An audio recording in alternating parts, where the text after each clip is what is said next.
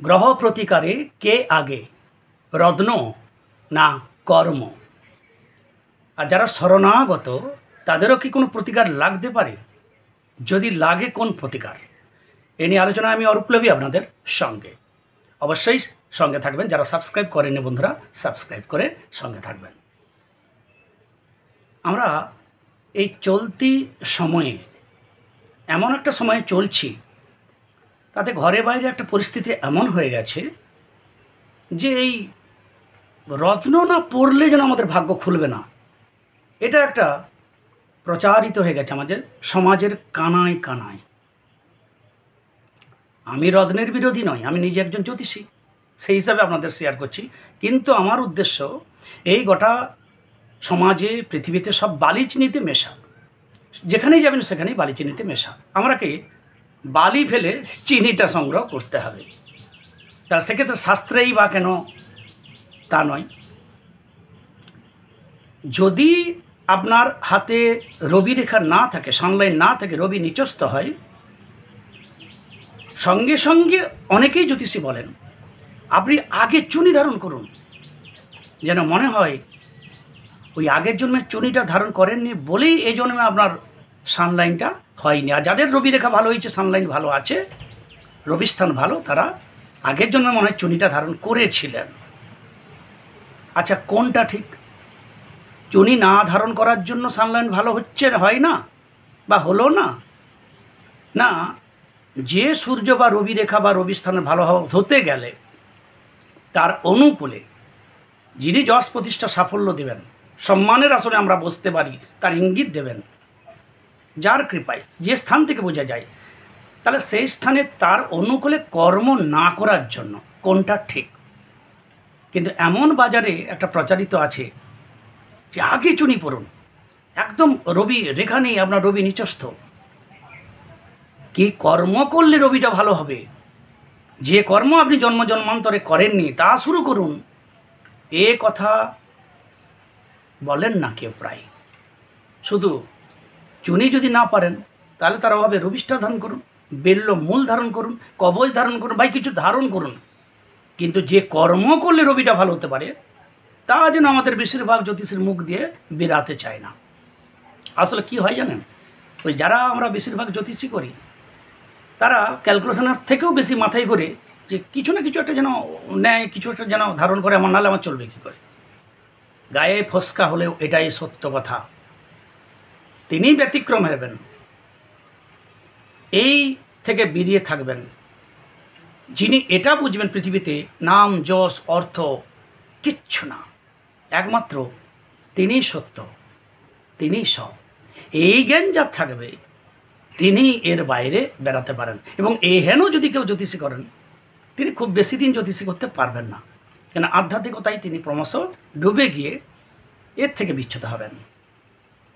আমার প্রাণের বন্ধুরা, যদি আপনার কোনো গ্রহের স্থান খারাপ হয় তা আপনি তার অনুকূলে রত্ন পড়েননি বলে নয়, অনুকূলে কর্ম করেননি বলে এই স্থানটা খারাপ, বা তার বিরুদ্ধ কর্ম করেছেন বলেই এই স্থানটা খারাপ। কোনটা সত্য বিচার্য আপনাদের কাছে।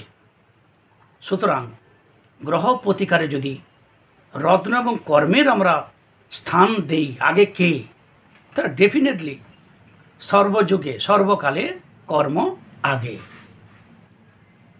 একজন ছাত্র যদি প্রচেষ্টা না করে, অর্থাৎ কর্ম না করে, অধ্যয়ন না করে, সে যদি দামি মুক্ত চুনি পান্না ধারণ করেও বিন্দুমাত্র তার কোনো উপকার হবে না।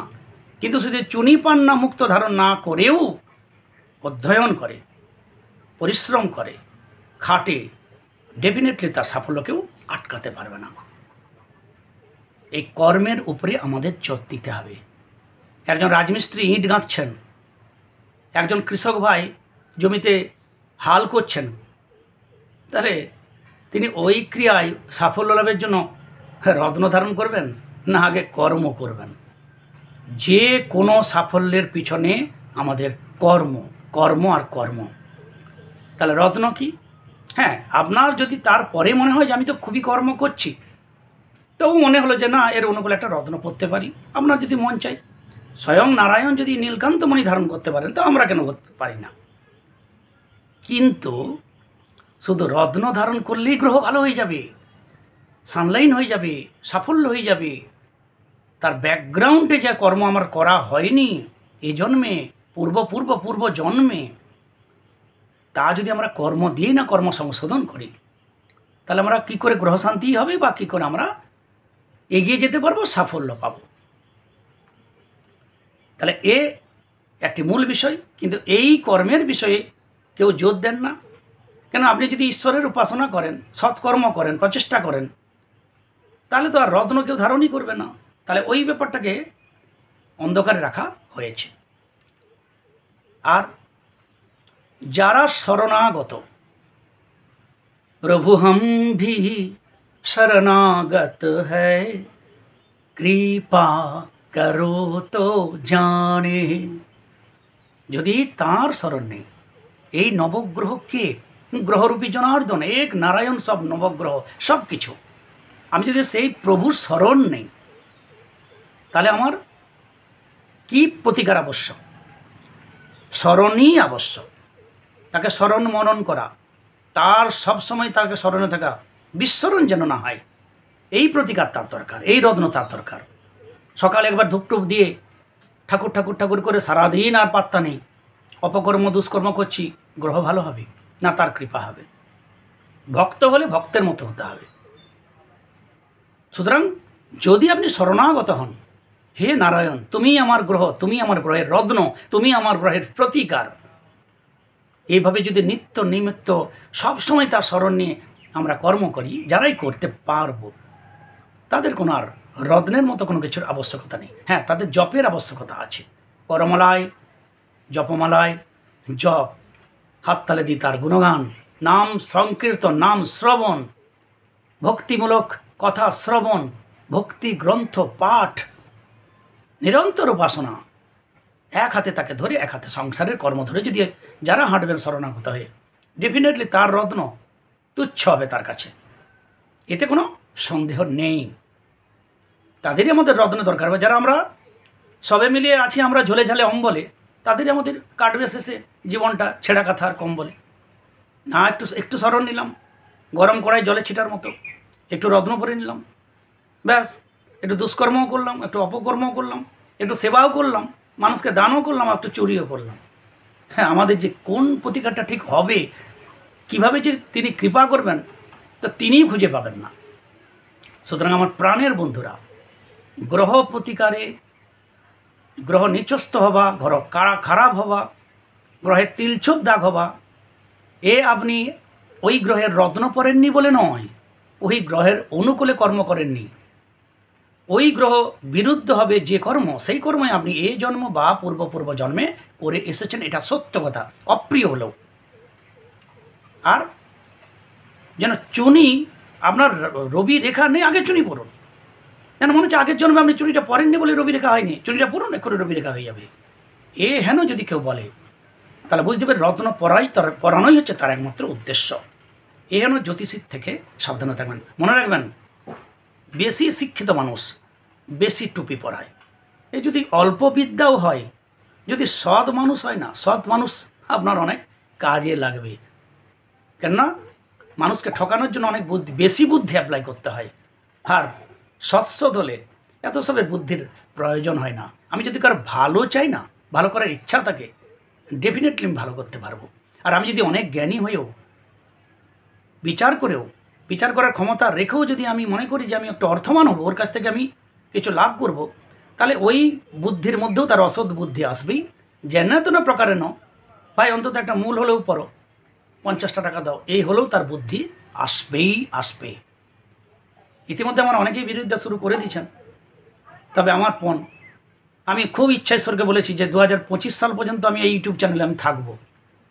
অন্তত থাকলে আমার প্রাণের বন্ধুরা যারা আমার সঙ্গে জুড়ে আছেন, তাদের কিছু আসল রহস্য, আসল জ্ঞান আমি আমাদের প্রদান করার চেষ্টা করব। এবং যদি এই শিক্ষায় আমার সাধারণ যারা বন্ধু শিক্ষিত হতে পারেন, অন্তত জ্যোতিষশাস্ত্রের জ্ঞান পাবেন, কেউ আপনাকে ঠকাতে পারবে না।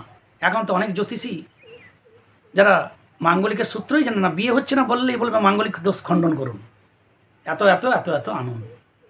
কিন্তু ওই যে a plus b whole square square plus two b plus b square, লগ্ন চতুর্থ সপ্তম অষ্টম দ্বাদশে মঙ্গল থাকিলে মাঙ্গলিক কহে, এই ধরনের 28-29টা সূত্র যা আমাদের জ্যোতিষশাস্ত্রে আছে তা অনেকেই জানে না, কিন্তু বড় বড় জ্যোতিষী হয়েছেন, তাদের উদ্দেশ্য স্টোন কবচ পরানো। কিন্তু জ্যোতিষশাস্ত্রের উদ্দেশ্য স্টোন কবচ পরানো নয়। এই শাস্ত্রকে মধ্য দিয়ে আমরা সবাই ভালো হব, এগিয়ে যাব, আমাদের কর্মে উন্নতি, ধর্মে উন্নতি, আধ্যাত্মিক উন্নতি, সুখী আমরা জীবনযাপন করব। এর জন্যই জ্যোতিষশাস্ত্রের এত বিধি নিষেধ বিধান দিয়ে গেছেন।